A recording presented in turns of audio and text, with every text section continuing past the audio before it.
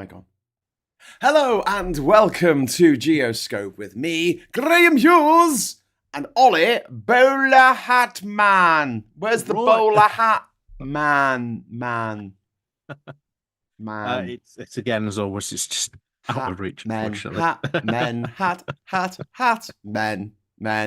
We should do that. We should do a show called Hat Men. And it's like Mat Men, except we wear hats. History of hats. Llamas in hats. Every episode, a new hat. Just talk about hats and how we got here, and how sad it is that people just don't wear hats like they used to in the good old days. That is an interesting topic of debate. Why has fashion devolved? Why did we stop wearing hats? What was the reason? They're a pain in the arse. You always lose them. They blow off your head. They attract enemy radar. They muck about. They always demand to be at the captain's table. Well, there you have it. There you go. entire series in less than a minute. Why don't people wear hats anymore? God damn it. But I wear a hat. It's okay. I'll wear the hat for all the people who don't want it. Hey, big shout out to everyone out there in internet land. We've got in the chat at the moment, we've got Diz and Lost Missionary, and we've also got Chris C in there. So we've got Simon Smith, Pete's Music, we've got Liam Fairhurst, we've got Jack Russell's 4 years. Hello, Jacks. And we've also got Sarah Davis in there. Call it the Mad Hatters. The Mad Hatters Tea Party. I've got a cup of tea here. Look at that. In my little fucking... I should get like a branded one of these, shouldn't I? With like Politics Social written on it. I've got a Politics Social mug, but my tea goes too cold too quick. I can never get through a whole episode. Anyway, first world problems. Okay, so welcome everybody. If you'd like to join our friends in the chat, all you need to do is hit the subscribe button and wait for approximately 60 seconds, and then the doors will be opened. Your wish will be granted, like Zoltar said, and you will be allowed to opine fairly openly in the chat. Don't be a bigot, all right? Because we'll give you the crook. It was like the hook, wasn't it? Yeah. To put it out the side of the stage and like grab you by the neck and pull you off the stage when you're being very bad. So yeah. Also, we've got a goal tonight. Before we go over to Maximilian's channel. So if you keep watching this, you'll automatically go over to watch our lovely friend Maximilian talk about the news. And if we have got a goal, and it is any colour of any super chat, so 50p, whatever, it doesn't matter. We get 10 of them by the end of the show. We will get confetti. The confetti that I know that you all want. The ultimate confetti. The ultimate confetti. I'm gonna have to start making the rewards for getting to the goal. I need to start like thinking of fun shit to do. Do you know what I mean? That apart from them getting some confetti in the chat box, I reckon there should be. I don't know. I'm not getting naked though. Not after last time. Anyway, so Ollie, a few things to talk about tonight. Should we talk about the US and the UK, specifically the UK not sharing intelligence data from the Caribbean? So for those who are geographically challenged, the UK has a bunch of places that it still owns in the Caribbean. Montserrat, Turks and Caicos Islands, the British Virgin Islands, the Cayman Islands, all these places where people put their taxes. Well, they put the money so they don't have to pay taxes. They put all their tax money that would be paid in tax, but they're so rich they don't have to pay. And they share intelligence with America. If they think that there's a boat coming that might have drugs on it, they will let the Coast Guard or let the Homeland Security or whoever know in America. They'll track the boat and they'll arrest the people on board and get the drugs. However, for over a month now, the British haven't been sharing the intelligence. Why is that, Ollie? Well, this is because of two things. First of all, you've had Trump's started going, yeah, tell you what, instead of like intercepting these drug boats and, seeing if there are actually, drugs on these boats and, maybe arresting them if they are drug smugglers. And, if they're not, well, then, they're free to go about. Why just not do that and just get rid of all the middleman, due process and just blow them up? Yep. Sometimes in international waters, if they're not carrying drugs. Sometimes in coastal waters of another sovereign state. So far, they've killed 76 people. Only one survivor. And these boats are fucking tiny. You know, these aren't fucking super yachts or container ships. Like, you will fit more drugs in a single container than you would, than you would in one of these little speedboats. They're fucking tiny. I mean, and they're talking about the bringing in fentanyl, which is something that I think is produced in the United States, isn't it? Yeah. Isn't that like a drug that you can buy? And then you've got obviously cocaine and heroin gets smuggled as well. But you know, they're bringing this stuff in on big fuck off cargo ships. They're not bringing it in little drips and drabs on little speedboats. It's just it's so inordinately frustrating that they're, you know, violating international law in this way, committing extrajudicial killings. That people looks deserve. like the UN might be getting involved as well. Yeah, apparently. So now that could cause some interesting things between them and Trump.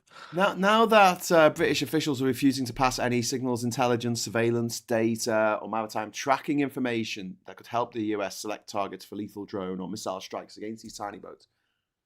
And what was it with the right wing and their fucking hatred of small boats? I've just bought a small boat for Ishmael over on the island. It's called the Ginger Ninja. It's just it's a half-size panga. It's fucking great. I'm not been in it yet. I've just seen some photos. It looks boss. Little 15 horsepower engine. Get to town in about 2 hours. Probably swim faster. But yeah, what do you think is going to be the upshot of this? Because Trump, obviously, we're going to be talking about trying to sue the BBC in a bit, but like, he's quite a prickly character, isn't he? He doesn't like any perceived slights, and he's going to see this as a slight, isn't he? This is again, it's difficult because I think this fits into his larger plan, because there's more very big US warships now lining up in the Caribbean now, right? Which, as we've heard for past couple of weeks, he's probably maybe going to try something against Venezuela and maybe use that as some sort of justification. To maybe do something in Venezuela, whether it's going to be declare war, airstrikes, declare war. Maybe he's just going to try and coup Maduro. Well, I mean, we know the part of the CIA are operating there. Would that be an entirely bad thing? He's a terrible leader. People are starving to death. Millions have left the country. But as always, it's probably gonna kick something off, and that's gonna have a lot more unintended consequences. And there would have been no thought into this war beyond, we'll go in and we'll change presidents. Yay. It could be Iraq all over again, essentially. You go in, invade, take over the country, defeat the country, and then now what? Well, look at what happened there. It could just be a massive mess again. Very, very much so. Very, very much so. Chris is saying that his head is full of useless information. Chris, no information is useless. Honestly, no information is. You never know. You never know when just the most random bit of information might save your life. Yeah, pub quiz. Yeah, in a pub quiz. Thank you very much to Ms. Paula Thomas for the first super chat of the evening. That's very kind of you. £2 to say, one of those boats could fit in a container. Yes, 40-foot container could fit. What are they, about 24-foot boats? I mean, they're fucking tiny. And the idea that here's the thing as well, like, are they going straight to America? I mean, I could see maybe they're going along the coast to Colombia, maybe to Panama, or maybe they're going the other way. Maybe they're going to Trinidad and Tobago. Yeah. Maybe they're going there. Maybe the they're going closest, I think, would be Cuba. Cuba to Florida. I think that will be the closest one. I think that has been like traditionally the. But that's a massive amount of space to get across. That is a huge amount of space on a boat. And that would mean that most, especially those big fuck-off engines they had on those boats that they blew up, most of the stuff you'd have on the boat would be fuel. Because those outboard motors, they drink like you would not believe. I mean, 4-strokes are a bit better than 2-strokes, but still, I mean, wow. That's a thing. Like, so they were going to Cuba. Well, how's that America's problem? And then if they're going to America, that's a long fucking way to go on a speedboat. I'm kind of intrigued now. Yeah, I think it's any. Even if there was just like 1% or maybe even less than 1% of drugs came in through this way, this is a massive overreach. Yeah. Like a massive overreaction at this point. It's if Trump really wanted to make a statement, actually maybe do something about this, then give more money to the Coast Guard. Fucking hell. Allow them to do more patrols. You know? Mate, it is 2,195 miles from Caracas to Miami. Okay, just to give you some kind of sense of proportion here, the pirogue that I took to get over from Senegal to Cape Verde on my ill-fated journey to Praia during my Odyssey expedition to every country in the world, that took 3 days. That took 3 days on a boat with an outboard motor, and that was only 650 kilometers. So that's like a quarter of the way, and that took us 3 days putting along the whole time with the outboard motor. Now, all day, all night. I mean, boats don't go very fast. You know, like a speedboat. They're called a speedboat. They're going about 30 miles an hour. And you're like, fuck, we're going so fast because you feel it because you're going over the water. But the reality is, like, sailing ships go at about 7 or 8 miles an hour when they're like, when they're sailing, when they got the wind in their stern or whatever they call it. That is just, it's just a weird. It just, yeah, I don't fucking get. Yeah, I know why he's doing it because he wants to declare war on Venezuela, but he's going to attack Britain now. He's going to attack Starmer and the Labour governments for not sharing this data with them. But the UK says it's illegal. You know, the human rights chief for the UN, a guy called Volker Turk, has stated that the strikes violate international law and constitute extrajudicial killings. And the UK agrees and does not want to be complicit in lethal force where due process is bypassed. And the thing is, drug smuggling isn't a death penalty. Yeah. That's another thing to remember. Like, I mean, it might be in Singapore or Dubai or somewhere, but not in America. I don't think anyone's ever been put to death for drug smuggling. It's just, you know, maybe you murdered someone along the way. But yeah. Yeah, it's also another attempt to make him look like, you know, hard man president, which at the moment, you know, he's not doing that well. I don't know if did you talk about Scott yesterday on stateside, the jellycrats. The Democrats capitulating, yeah. 8 of them. Yeah, I cannot believe they capitulated because they had the Republicans, they had Trump over an absolute barrel. Yeah.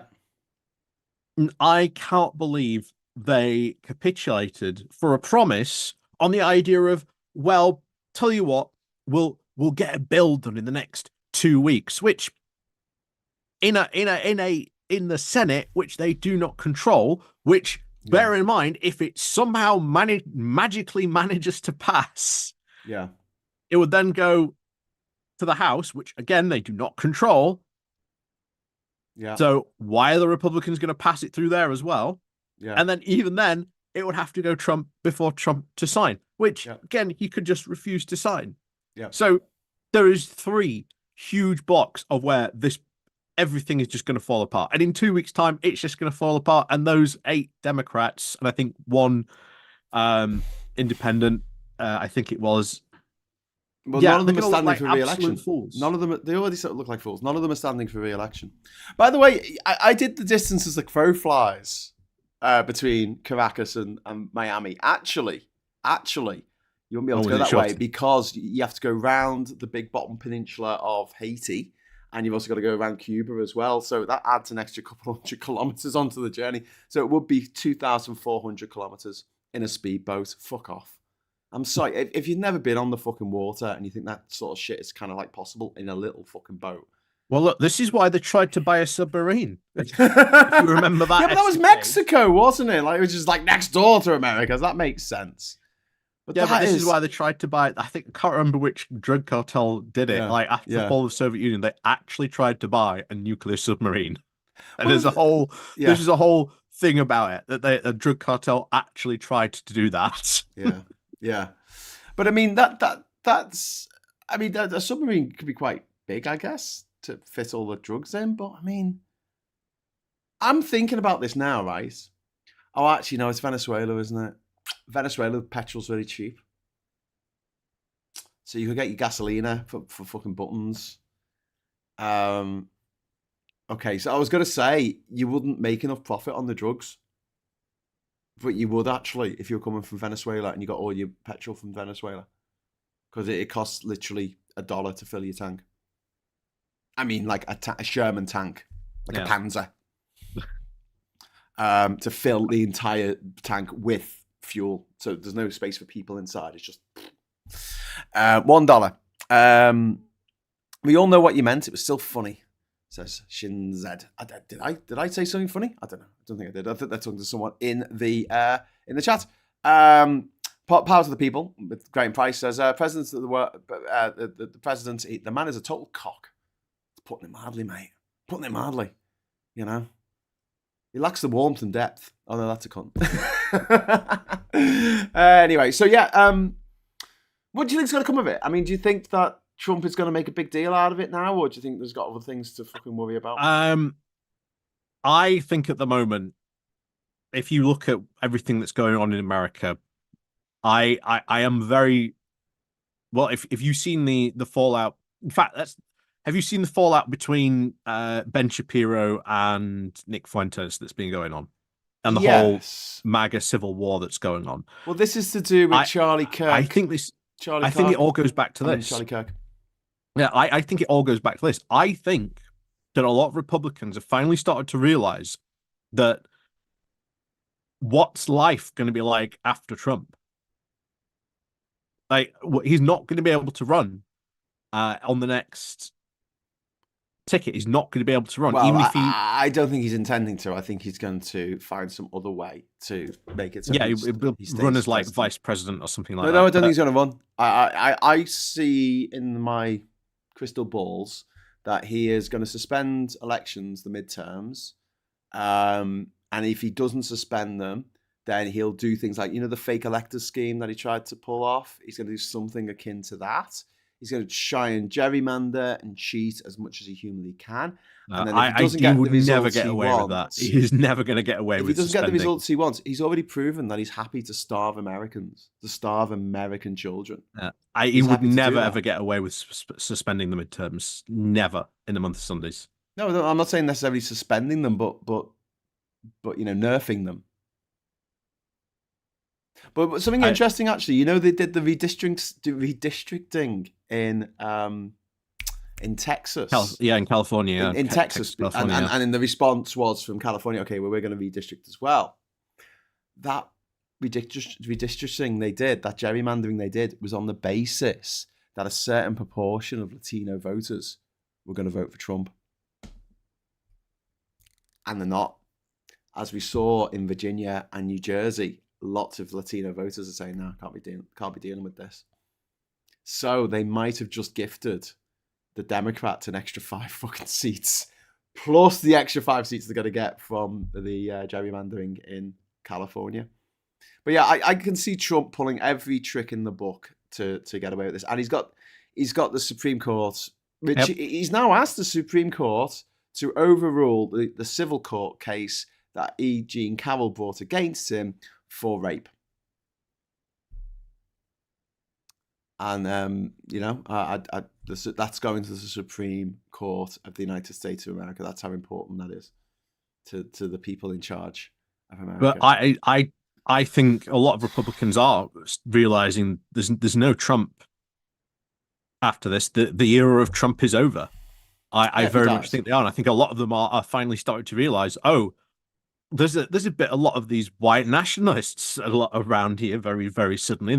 It's all getting a bit Nazi all of a sudden, which is kind of funny if you've seen the interview that Ben Shapiro did with Megyn Kelly, where he's saying, hey, look at all these, Nazis and all these things that, there's been a couple of these people saying, which if you've been anywhere on the internet sphere for a couple of years, like a lot of people on the American left have been calling out, Yeah. saying, "Yeah, no, yeah, no, duh. We've been telling you for years that's the case. Congratulations, for just realizing and only, showing up on that." Yeah. So the next couple of years, I think it's going to be very, very interesting. Um, the stuff that's going on with the Democrats, that's split them at the moment. So we'll see what happens on there. But for the Republicans, they've got to figure out, life post Trump. What do they do? They've based their entire political party around, a cult One of man. personality Yeah, around around one him, man. And and some that's not going to last. deeply, deeply unlikable people around him. Like Stephen Bannon is just disgusting. And then you got who's his chief of staff? Stephen fucking Gobshite. Oh yes, What's his name? The Grim Reaper. Stephen Stephen Lynch, Stephen Miller. Stephen Miller. That's it. And his I'm just thinking awful of the wife. recent South Park episodes. I am Stephen Miller. Andrew Ray's upset about words not coming up on the side of the screen here. All I can say, Andrew, is it's only words, and words all I have to take your heart away. Not my words, Lynn. The words of Shakin' Stevens. Well, actually, the Bee Gees, but who's splitting hairs? Anyway, so yeah, I'd send them all to jail, says Diz. Well, I think a lot of them will go to jail after this, but someone has pointed out quite rightly that Trump has the Supreme Court in his pocket. They have been giving him the thumbs up for loads of mad shit that he's wanted to do this year, including allowing the Doge bullshit. They allowed that. They were quite happy for the Department of Education to be shut down, for the US aid to be nerfed, and for millions of dollars worth of food and medicine to just go rotten in the warehouses. They were all happy about that. They were happy about ICE targeting people because of the color of their skin. And they're like, yeah, that's all right. So that's what worries me. When we talk about the election, you say, well, you can't do that because it's against the Constitution. I'm like, well, it's the Supreme Court to decide what's constitutional, and they are completely on his side. Although, bit of good news that we got yesterday, they have backheeled the case to try and overturn the gay marriage judgment of 2015, was it? 2016 in America? That made gay marriage legal across America. So yeah, that's my worry. That's my worry. But when we talk about the Democrats, and we need to talk about this, the capitulating to Trump, like, do they not learn? Do they not learn? Do our politicians over here, do Labour not learn? Like, you can't go in half-cocked with these monsters, No, if you aim for the king, you can't miss, and they keep missing time and time again, giving them the benefit of the doubt, trusting them to do the right thing. If I was a lefty in America, I would be absolutely fuming. Yeah, I would still be very, very much up there. I don't know if anyone's been following people like Jon Stewart. He's been absolutely raging about this on Twitter for the past couple of days since this all went out. Yeah, I can understand. I understand why they're so angry, and I think this was the best opportunity the Democrats have ever had. Yep. Especially when they're not in power. Yep. Especially given the election results that they had. So many instances of like Trump basically blatantly not caring. There was, during the whole snap thing, they had the whole Great Gatsby like dance or something like that. They went on at Mar-a-Lago. Then they had like an oyster, a crab and like synchronized swimming event or something like that. So that really highlighted, yeah, Trump doesn't care. Yeah. And then there was the whole things recently where you had the Trump was trying to swear in military officers at this NFL game, and people were booing him. Yeah. Like mass booing him. So there is been, I think, a turn, and I think the shutdown has hurt Trump. I think this as well would have made it really, really, I think, probably focused in a lot of Democrats' minds. Yeah. Well, who really are on our side are the people that are going to do this again in the future. They say they're going to vote with us and then change their minds at the last minute. Yeah. I think there's going to be a bit of a reckoning, maybe in the Democratic Party. I think you've got Well, Nancy Pelosi now stepping Nancy down. Pelosi setting down. Yeah, All so these that's a old new bastards are era shutting. coming in I there with really whoever hope, takes over. yeah, they get some new blood in, especially in 2026. Be with Mandami getting in New York. I hope that inspires a new generation to get up and kick these fucking dinosaurs out, because these fucking dinosaurs are killing us. They are killing us. And I know I should have a little pop-up that says not all dinosaurs, but yeah, fuck's sake. I'm sick of this idea that old people have got some fucking hidden wisdom that they've got through their lives. No, you're in a fight round the back of fucking Bernie's Steakhouse in 1987. That's about your life fucking that's your life lessons there. Well done. And if you've grown up in the elite, up echelons of class in America, you've not lived a real life. You've lived a very strange life in a bubble, especially if you're one of these people who's been a senator since forever. So yeah, career politicians. I think there should be a term limit on politicians in America. There's a term limit on the president. I think there should be the same. I think the same should be in the UK as well for MPs. I think there should be a term limit. There is a term limit finally coming in for members of the House of Lords. If you're going to be over 80 in the next election, you can't be in the House of Lords anymore as a lawmaker, which is fine. I don't think people who aren't going to see the future should be really able to dictate the future. And don't forget, no one born this century voted for Brexit. Nobody. That's fucking crazy. Anyway, Ms. Paula Thomas, thank you very much for the £5 super chat. Eugene Cavill was a New York state case. SCOTUS has no jurisdiction. Thanks, Paula. I don't know what the ins and outs are. Someone was saying, has Trump pardoned people for state crimes? That was Tim asking that. No, he's not allowed to. He can only pardon federal crimes, not state crimes. I believe that's why some people who he probably would like to get out of jail, he can't get them out of jail. But he got what's his name? George Costas, whatever his name was. George, what was the name of the guy? Sidney Powell, I think he's given one to the attorney. Giuliani, I think he's given one to as well. Yeah. And the 1,500 people who were, charged with mounting an insurrection against the US Capitol building, the seat of their parliament over there. And something that happened on January the 7th, a couple of years later, in Brazil, and led to Bolsonaro going to jail. He is now in jail, serving, I think, a 27-year term. Yep. Quite rightly. That's where Trump should be right now. He should be in fucking jail. But the Democrats are just capitulating. They're just too fucking weak. They just think... I've got this quote from this movie, The Life and Death of Colonel Blimp, and I love trotting it out. But essentially, they say, we're not fighting against this isn't a cricket match. There's not going to be a rerun next year, to try and get the title back. If we lose this battle that we are in at the moment, not just fascists are going to be in charge of the world for the rest of our lives, but also the few generations are fucked because these fascists are all in the pocket of big oil, and big oil want to just fucking burn as much fossil fuel as they possibly can. It's all a bit grim, really, isn't it? I've got any fun news to talk about. Oh, well, there was a bit of weird news happening in Hawaii.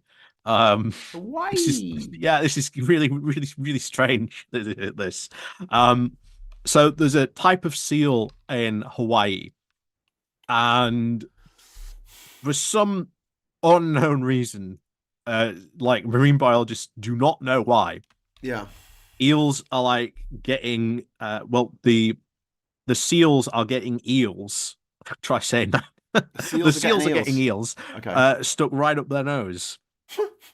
And they do not know why the seals are doing this, whether it's just some bizarre seal hobby that they've got or whatever. Maybe it's they tried to eat the eel and they've slipped up their nose. Maybe they found eels of finding out this is why they can try and be avoided being eaten. I don't know it yet at the moment, but they're gonna try apparently this big program to try and stop getting eels stuck up seals' noses. So okay, yeah, that was a kind of Really weird news story that I saw today. That is a very strange news story. I was just looking up. There is a picture of a seal with an eel up its nose. It's from a few years ago, but yeah, it did happen. Anyway, should we talk about the BBC? Yes. So Trump is threatening to sue the BBC for $1 billion. Right. Let's, first of all, before we go any further into the whole politics of this, can we just say, like, I don't know how the fuck he thinks he's going to do this. Because, first of all, he can't do it in the UK. It's been a year since the defamation happened. Yeah, and let's point out a year since it happened. No one cared. Yeah, no one cared until recently. Until Robbie Gibb and who's that other creep? Michael Prescott decided to make a big song and dance about it. Michael Prescott wrote a report calling out the BBC for that edit, for saying that they are pro-trans, which they're not. And there was something else here, left-wing reporting. And instead of circulating this memo amongst the BBC staff, the BBC board, gave it to the Telegraph. And then the Telegraph had the story, and they instead of just doing what they should have done, re-edited the show and then put it out and said sorry. You know, the board, led by Robbie Gibb, Tory appointee, sent there to destroy the BBC, who has apparently, Lisa Nandy earlier this evening, she says she's ruled out taking action to remove the motherfucker. Anyway, because the BBC board couldn't decide what to do about this for ages, that turned into a much bigger story than it needed to be, and it got under Trump's nose. And now he's telling people to watch GB News instead. There's a good chance that the BBC seat at the next press conference in the White House will be taken by someone from GB News, which is owned by the father of the banjo player from Mumford & Sons, because private schools. Jenny Robinson, thank you very much for the 3 of 10. Thank you very much for the £5 super chat. Hopefully good news. Good Law Project court case against the EHRC starts tomorrow. Yes, I hope so. Anyway, so he can't do this in America. He can't do this in the UK. And I think he's going to really struggle. Well, look, I think like I'm some fucking legal expert. I'm not. Just going on what legal experts have said. He's going to have a real trouble trying to sell it this as a trial in America. He's trying to bring the case in Florida. So, first of all, he's got to prove that this isn't the government stopping freedom of speech, because that's kind of like the First Amendment to the Constitution. Yeah, I think Americans take that quite seriously. But secondly, they have to find someone in America, someone in Florida specifically, who watched that episode of Panorama, right? Which they couldn't have done without a VPN. They couldn't have done it unless they did it illegally. And they had to watch that episode, and it had to influence how they felt about Trump and the insurrection that he definitely created. And here's the thing: it's kind of difficult because I love the BBC. I think it's an institution that we should basically defend and cherish. And I think very, very much we should really, strive to keep it independent. I think that is always the key goals we should always see from the BBC. I always hate it when you see the left wing going, the BBC's got a right wing bias. And then on the right wing, you've got, the BBC's got a left wing bias. Yes. And it's just like, where is it then? Does the BBC get everything right? No. Especially not with question time. Neither does any, news outlet. But it's not owned by billionaires. Exactly. The reason why he got these companies in America, the news companies in America, to bend over for him and give him millions of dollars. Because there was a massive merger deal. Yeah, there was a merger deal going through. Yeah. Some billionaires wanted this deal to go through, and he was the person who could stop that deal from going through. So they caved. He doesn't have anything over the BBC, except maybe they won't be able to show Doctor Who and Top Gear in America anymore. But yeah, it's to me the more repercussions are probably going to be what happens here. And I think now more than ever, regardless of whatever side you are on, we should believe in the BBC, the institution that it is, what it stands for. Always remember the 3 E's of the BBC: educate, entertain, and inform. I think it is something like that. Yeah. I can't remember what it is now. I should know. But yeah, it's always something I think we should really treasure because it has a lot of influence. The BBC has done a lot of good. One of the things I point That's to true. recently that it's done, the local democracy reporting service. Yeah. That is a fantastic BBC initiative that has happened where the BBC are now funding and helping to fund local reporters, local Yeah. journalists Yeah. to do more stories. Yeah.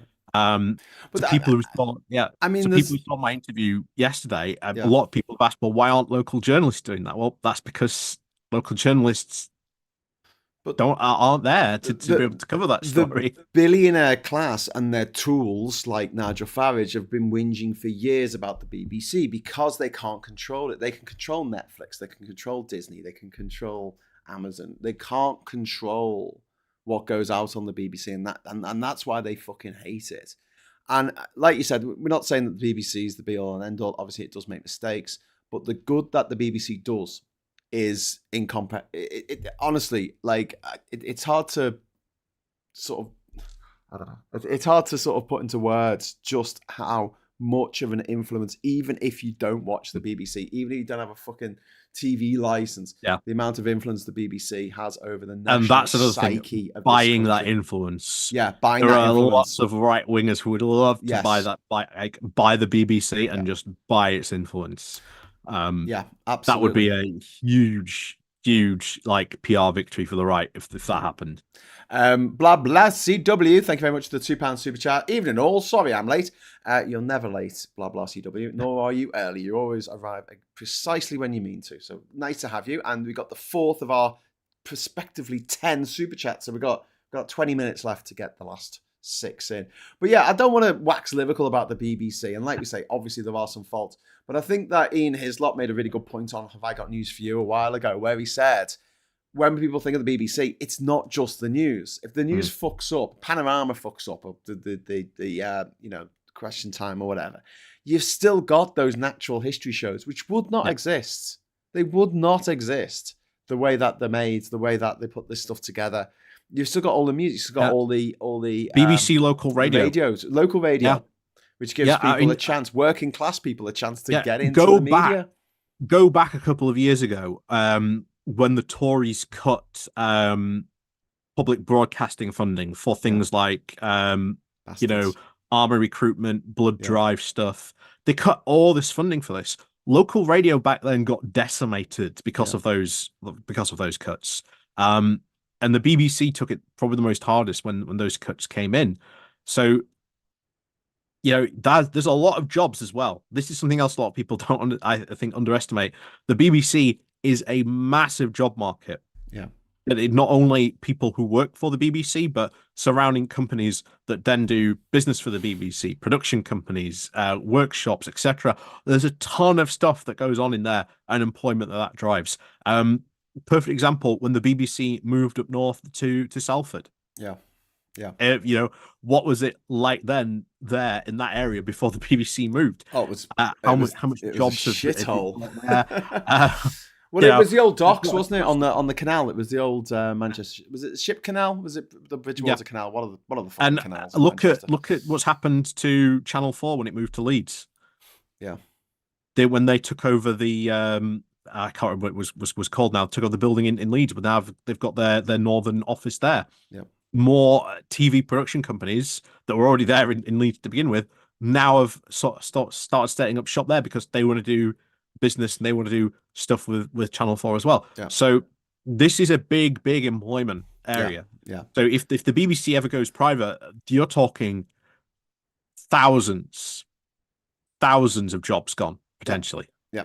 Chrissy saying BBC creates brilliant documentaries and dramas. Absolutely. SG, thank you very much for the £10 super chat. We're halfway there, living on a prayer. Thank you very much. We've got 5 out of 10 super chats now. We only need 5 more, and they can be 50p, and we will get confetti. Let's try not to leave it too late, because we sometimes get it where we get to like the actual cut-off, and because it wasn't quite in the time, it doesn't count. And we don't get the confetti, which is very sad. SG says, for my year 10 daughter, the resources provided by BBC Bitesize itself are, for me, quite worth the license money. And Horrible Histories, what can I say? I love fucking Horrible Histories. Yeah, again, great. people forget about that as well, like the BBC Learning. Yeah. that arm of the BBC. People Trump don't even did this in sometimes America. He even got think rid of about PBS, didn't he? He got rid of the Yeah. public broadcasting, and he got rid of Sesame Street. Yeah, I still say this. I think the BBC should have gone and bought Sesame Street. Yeah. Generally, I think they should have gone and bought Sesame Street. Yeah. From or got Sesame Street to move over to like being on the BBC. Yeah. That would have been probably the biggest also coup ever. If you want to talk about soft power, the BBC fucking worldwide, mate. Yeah. That's everywhere. Everywhere you go in the world, you can't escape. Maybe not in Syria or North Korea, but everywhere else, it's there. It is there. Yeah. If you ever heard Rory Stewart talk about it on the rest is politics, he's constantly advocating like, you want to improve and put more money into the BBC World Service. Yeah. Put more money into that. I think he's got a very good point when he does talk about that. And when he does talk about that, it's very, very. I can't disagree with him on that point at all. So yeah, we are gonna mention some bad things on the BBC. Nigel Farage on every other episode of Question Time. Mrs. Brown's Boys, which is about as funny as cancer. And then we've got bloody costume dramas, Mr. Darcy and all that shit. Yeah, and there are far too many dramas about posh people, and the big drama is they don't want to marry Lord Pig. They want to marry Lord Donkey instead. Shit's given 0. Something else the BBC ever gets credit for, but absolutely should. It invented practically live streaming. BBC iPlayer. Yeah. First online broadcasting arm ever.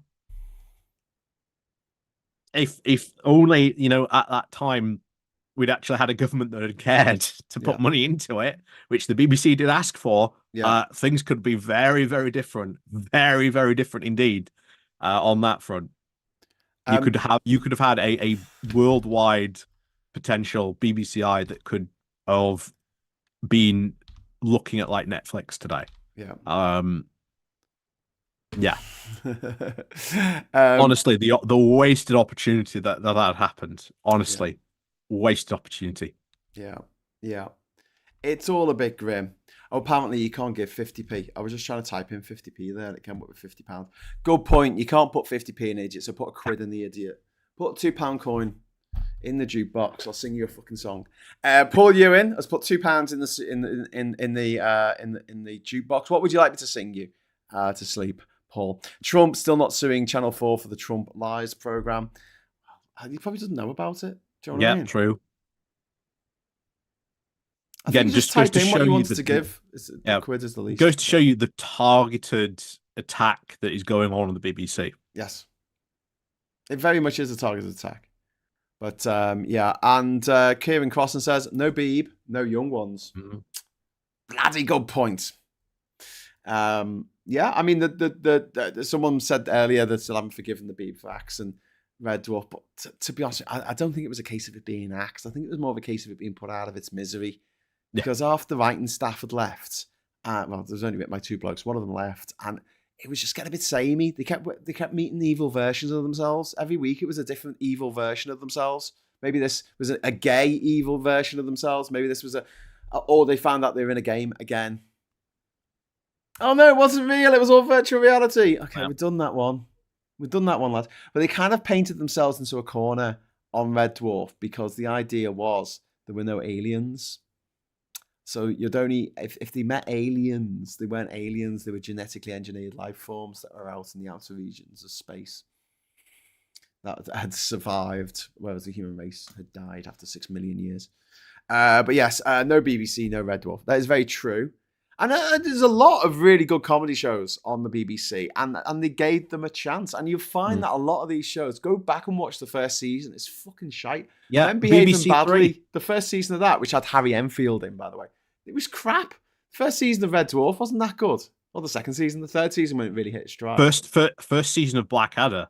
Oh, it's fucking awful. Yeah. It's so bad. It's almost unwatchable because of the way that people don't realize how bad that first season was compared to like the others. Awful. I think Ben Elton came along in the second season because I think the first one was Richard Curtis and Rowan Atkinson wrote it, and then Ben Elton came in, and he did go to a private school, so obviously he was funnier. Chris C, thank you very much for the £2 super chat. No BBC, no Last Night of the Proms or Doctor Who. Very true. No Doctor Who. Heartbreaking. But yeah, it's very unlikely that Trump is going to get his $1 billion. But do you think that the BBC might give him a bung and say, "Oh, we're very sorry, here's £14 million of license fee payers' fucking money"? I don't. We'll have to see what happens. This is going to be a developing story, but I don't see why the BBC would fork over money to him. I think the worst that's going to happen is maybe the BBC, as you said, doesn't get their place in the White House press pool or anything like that.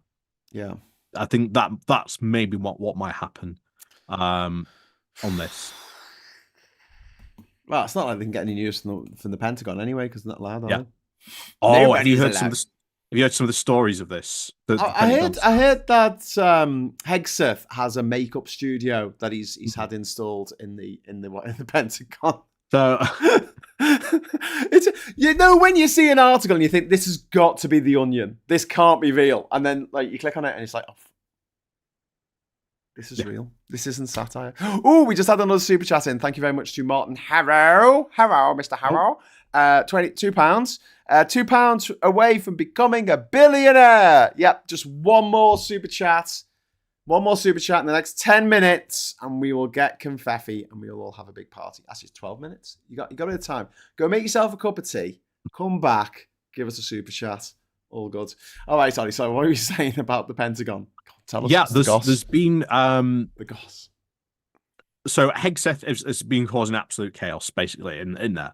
To the point that I think there are scandals brewing aplenty that might maybe next year, especially if the Democrats end up taking the Senate, you're going to get, I think, a lot of hearings that are going to end up exposing a lot of the stuff and the chaos that's been going on there. Because one of the things that they've done is, I don't know if we talked about it, they kicked out pretty much all the reporters now. Yeah. From the Pentagon. There is no Pentagon press pool, so there's no any that's what I was talking about. At all. Yeah. So since then, there's been a gaggle of Republicans that have been becoming ever more vocal about how bad it is actually getting in there because of the chaos that Hegseth has gone about. You'll remember the whole speech a couple of weeks ago, like the really cringy speech where he was like, "I don't like it when I see fat generals walking around the Pentagon." You're like, what? Honestly, if you are a general, I think you've probably got, the right to maybe put on a bit of weight at that point, maybe. But yeah, apparently things are even worse in there than what has initially been reported. And I have to say, I think when we start to get some hearings, we start getting some stuff on there, it's going to be very interesting. There's apparently the Republicans have so far managed to, but not successfully. There are generals who have walked out, quit because of the stuff that apparently Trump has done and Hegseth has done in there. They want to come and testify, but so far they've been blocked by the Republicans on this. But if the Democrats win, that ain't happening anymore. So I think there's a lot of stuff to come on that front. There's a lot of stuff to come on that front. Yeah, fingers crossed it gets even more absurd. But I mean, I think that's... oh, yes, we've done it. We've done it. We have done it. Well done. We have confetti. Thank you very much to Andrew there. YouTube has joined ICE. There you go. I don't quite know what you mean there, Andrew, but yeah, I hope not. Are they dobbing people in who shouldn't be there? God, do you know what, though? Would you want to be in America right now? They made it an unattractive place to be, haven't they? No. Again, I've never had the opportunity so far to go to America. I've never been, but I do want to go because it's somewhere I want to visit. Yeah. But at the moment, I would rather go to Canada. I'd rather go to Canada. Awesome. Canada's fucking awesome. I'll be in Canada on March the 3rd. next year for 3 hours. So if you want to come meet up with me in Toronto, we'll go and have some coffee with some maple syrup in it. It's really good. You can't get that over here. You can, but it's not the same. Kieran Crossan, thank you very much for the £5 super chat. If they are kicked from the White House press corps, they could get James Austin Johnson to voice his words like they had to do with Jerry Adams in the. Oh my god, in 98, that'd be so funny. There was an episode of the show Day to Day, or maybe it was Versailles, and they had someone on, and they had to get like a small child to do their voice or something, and so they were dubbed over with the sound of a small child screaming or something like that. It was funny. It was funny, but like, yeah, do that every time Trump's on. Just get someone else to dub his voice because he's not allowed. They're not allowed to have his voice on the BBC in case he sues them. And Paul Ewan, couldn't agree more, mate. Thank you very much for the super chat. Lineker for Director General of the BBC. Yeah, I'm up for that, mate. I'm definitely up for that. What do you reckon, Gary Lineker? See what Greg Dyke's doing. Greg Dyke's doing. The last. What is it? No, what was he? Was the last Director General, I believe it was. The last dinosaur. Before they changed it, yeah. But wasn't Sir David Attenborough? Wasn't he Director General for a time? He was head of BBC Two for a bit. I don't remember. No, BBC Two. Well, you were. It was a long time before you were born, but like yeah, BBC probably Two, not. Yeah. When it first launched, the guy in charge of the channel was Sir David Attenborough. I think he's been knighted twice as well. I think his actual name is Sir Richard David Attenborough. There you go. BBC evil trait is they play my music, no problem, but you have to waive the right to it. So good exposure, but never going to make you rich, says Pete. Yeah. And as soon as you put your foot down about it, they stop using you, don't they? Yeah, I've had similar experiences, my friend. Made me laugh when they were talking about the dubbing of Adams on Derry Girls. Yeah, it was great. And the only thing I hated the BBC for was them giving a Clarkson a platform. Yeah. Day to Day and Brass Eye and Look Around, comedy gold. Yep, absolutely. I've been watching the new Steve Coogan show. You know, How Are You? It's Alan Partridge, which is it's very daft. It's very silly. It's quite fun. Last time we went to the USA, treated as shit by immigration, not welcoming if born in Iraq despite a British passport. They're not welcoming to many people. I mean, Jesus. Try turning up with a passport that every page has got a stamp in from all these different places. And the guy, he's like, excuse me, so can I ask why you went at Eritrea? And I went, oh, come on, there's much better stuff in there. And I flicked to another page and like, look at that. I've got a stamp for Saudi Arabia, Iran, and North Korea, all in the same pages. And he's just looking at me like, what is wrong with you? Anyway, but yes, I wouldn't recommend a trip to America at the moment. Not least because the planes keep crashing or nearly crashing. Yeah, I mean that FedEx one that happened just last week, that was wow. Yeah. Yeah. How that was insane. How that was caught on camera from one of the people who was literally working one of the cars in one of the cranes. Literally unfolding right in front of his eyes. Yeah. But wow, yeah, unbelievable. Kind of crazy times. But speaking of Canada, unfortunately, measles. They've got measles back. Is it back? Bring back measles. Yeah, they've had nobody ever. Yeah, they've had 2 outbreaks. 2 kids have contracted measles because their herd immunity has gone below 95%. Great. So, yeah, thank you very much, anti-vaxxers. Misinformation. That's what happens when you don't vaccinate. Eugenicists, they want the weak babies to die. That's what they are, baby killers.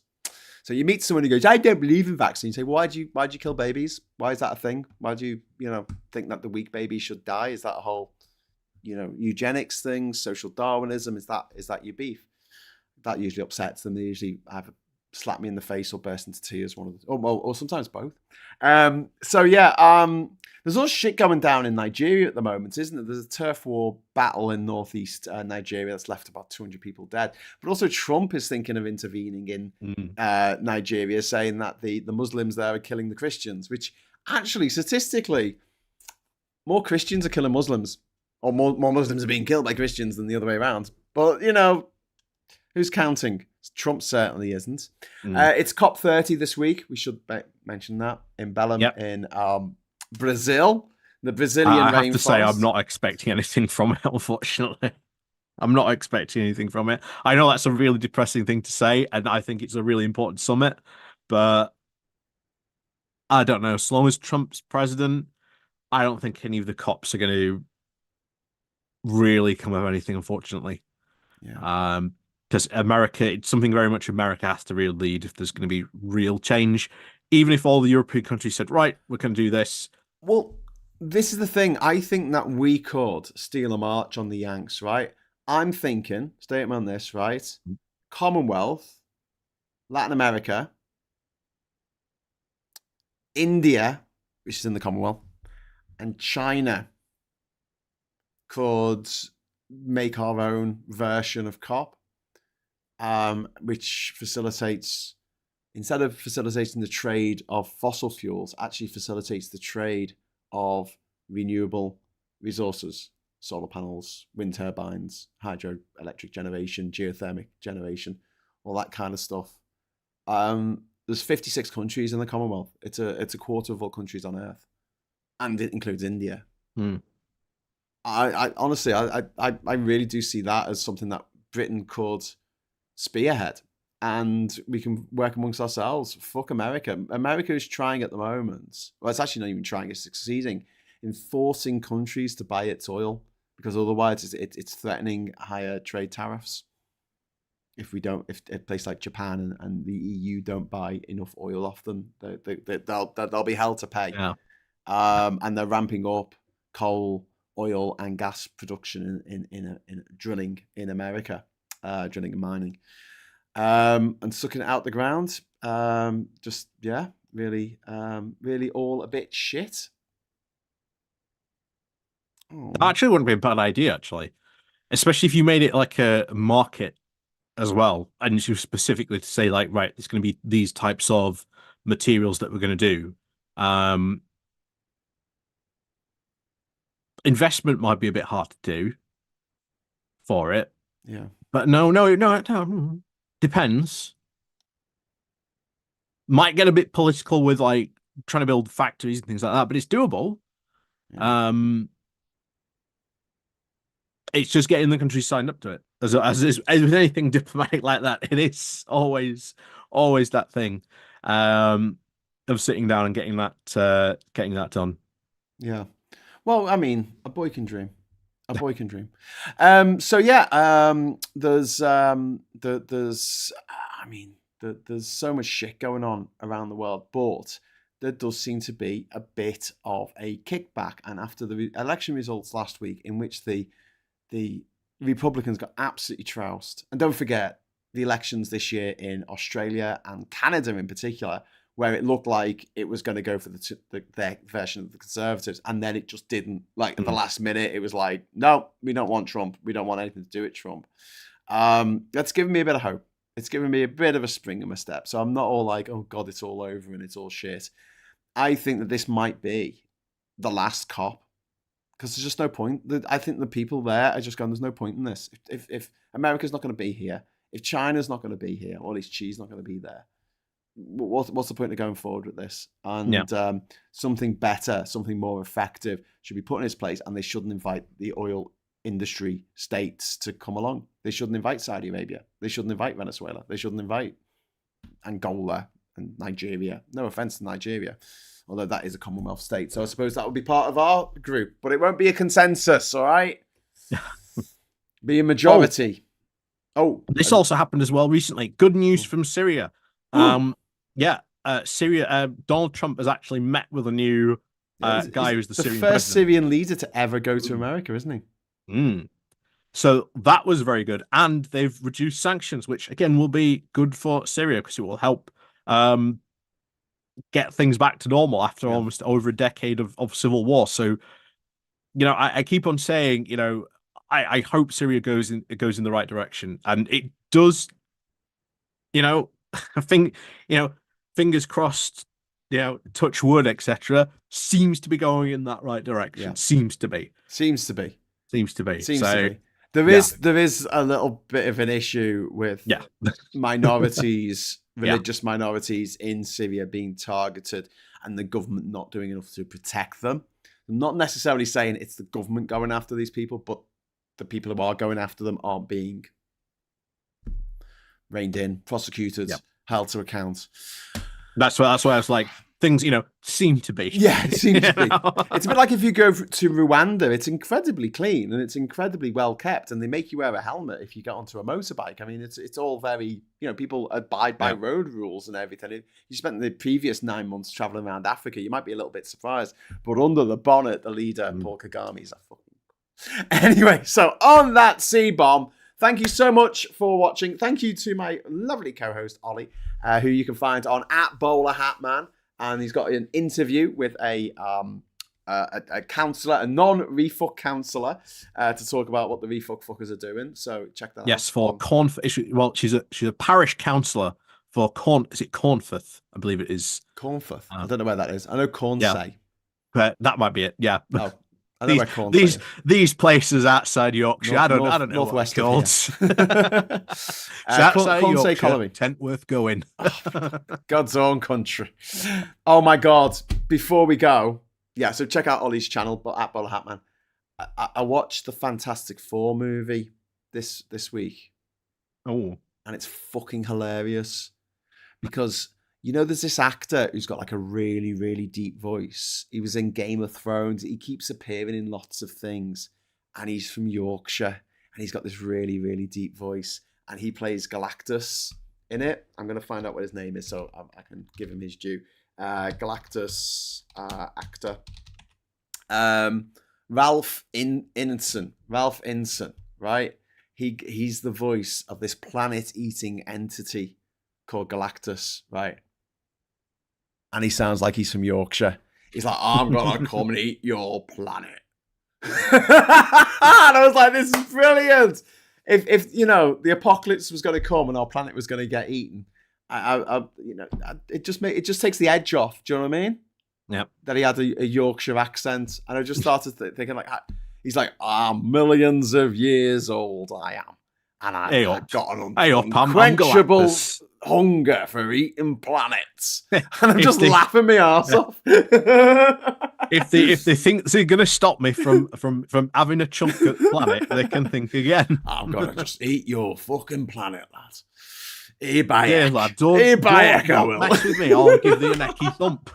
Anyway, Fantastic Four, First Steps. It's quite a fun film. Well worth checking out. It's very Incredibles, though. There's so many beats that are just taken from The Incredibles, including the thing that saves the day at the end is exactly the same thing that saves the day at the end of The Incredibles. And I'm like, that's what happened in The Incredibles.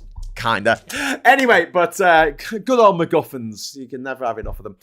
Ollie, thank you very much. And thank you to everyone watching. Thank you for your kind words in the chat. And thank you for the super chats. I'll be back at 9 o'clock tomorrow morning. Give us a like on the way out. And if you keep on watching, you will automatically be taken over to Maximilian Robier's Tuesday night live stream. Say hello when you get over there from us, from Ollie and Graham. And until next time, I'll say hello, good evening, welcome, and goodbye. Bye.